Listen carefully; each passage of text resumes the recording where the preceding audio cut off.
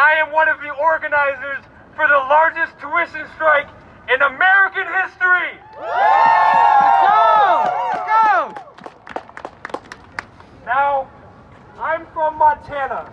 This is where I started organizing, so I know a little bit what it feels like to be organizing and feel like you are alone.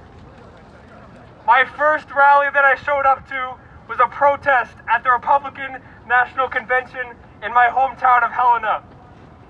I was nervous to show up to this rally that there wouldn't be enough people there, and so I convinced my little brothers to come with me to the rally to make sure that I wasn't alone.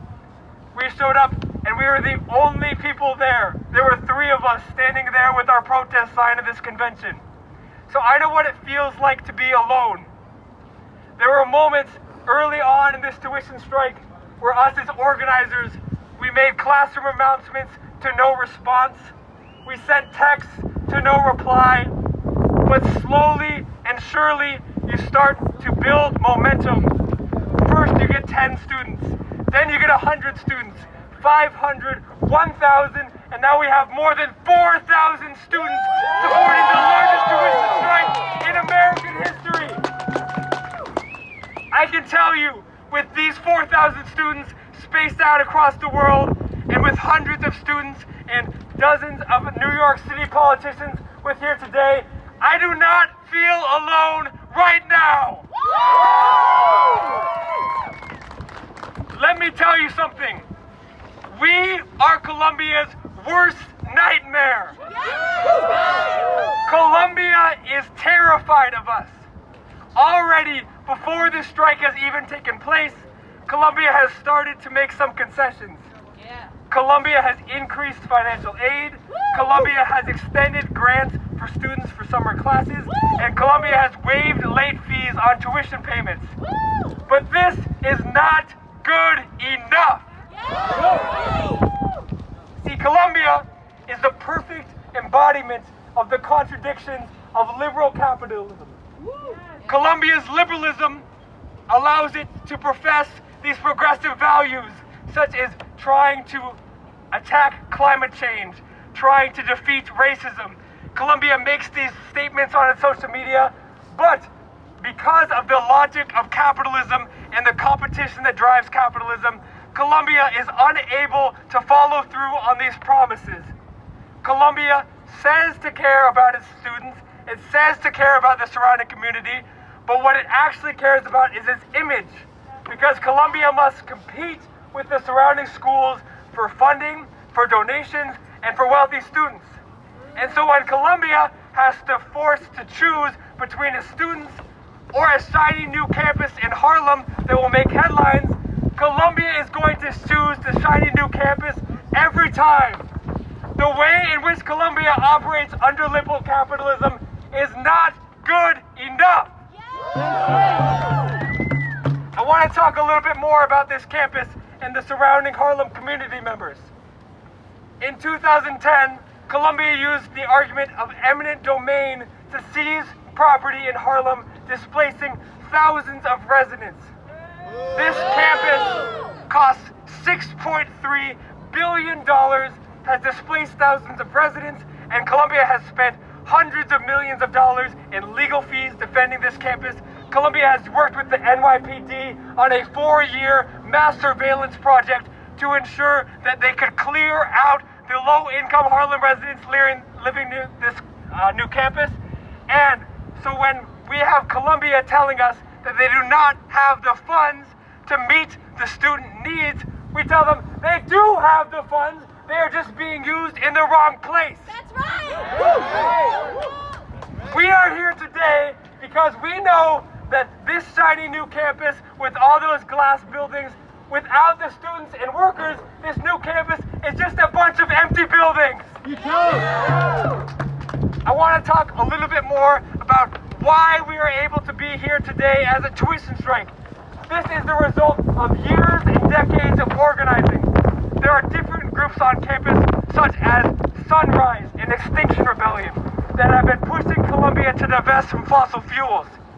There were students earlier last year who went on a hunger strike and were supported by thousands of students and faculty to encourage Colombia to divest from fossil fuels. But see, Colombia would rather build a new climate school rather than actually divest from fossil fuels. That's right. We're here to tell Colombia today that building a new climate school but not actually following through on divestment is not good enough. There are other students in the Columbia University Apartheid Divest who have been working for years, if not decades, to get Colombia to stop enabling this apartheid that is harming the people of Palestine. After years and decades of organizing, they were able to put together a vote in front of Columbia College. This vote passed by more than 60%, and students told Columbia to stop enabling this human rights abuse in Palestine. And do you think Lee Bollinger listened to these students? No. Do you think Lee Bollinger finally listened to these democratically supported demands? No. This is not good enough. Finally, this summer, we all watched as we had to watch more instances of police brutality in this country. The group Mobilized African Diaspora picked up on decades of organizing work that has been going on since even before the 1968 protests to stop Colombia enabling this gentrification and colonization of the Harlem community and the racism that the black students face on campus. Yep. This movement was supported by thousands of students, and finally, after hundreds and thousands of emails, Mobilized African Diaspora was able to get a meeting with Columbia University. The Columbia administrators showed up 10 minutes late to this meeting and had no intention of meeting these concrete demands to address structural and institutional racism at Columbia University. What these administrators told Mobilized African Diaspora is that instead of meeting their demands, they would like to start a conversation about racism. We are tired of having this conversation. We know exactly what needs to be done. Having a conversation instead of actually meeting these structural demands is not good enough. Yeah. And I think everyone here is aware of the pandemic. This summer, as students across the country lost jobs, thousands of Americans died from COVID. Other schools across the country allowed their students a bit of relief and recognized what this pandemic was doing by reducing the cost of attendance by 10 to 15%. Other presidents across the country took pay cuts of up to 25% in recognition of the hardships caused by this pandemic. Columbia University showed its kindness and empathy by saying, we are not going to increase tuition by quite as much as we did in the past. Ha! And Lee Bollinger, who made $4.6 million in 2019, said that he will take a pay freeze so that he's not going to make more money. This pay freeze and this tuition freeze, do you think that these are good enough? No. When you have students resorting to the food pantry to avoid hunger, single mothers taking on $100,000 in debt just to afford school, when you have low-income students working multiple jobs just to pay the rent, does this sound like it's fucking good enough? No. This is why we organize, because we understand that under the system of capitalism, these businesses like Columbia do not make changes because they are feeling nice, because they are benevolent. They make change because we organize to demand that they make change. This Friday, thousands of students of Columbia University are going to go on tuition strike because we are tired of asking nicely.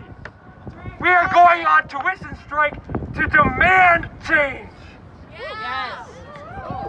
When I say tuition, you say strike. Tuition. Strike. Tuition. Strike. When I say tuition, you say strike. Tuition. Strike. Tuition. Strike. We are all here today because we understand that we are part of a larger problem that is the way in which liberal capitalism operates. Colombia is just one embodiment of this larger system, and this larger system is not good enough. Thank you so much for everyone being here today. Thank you.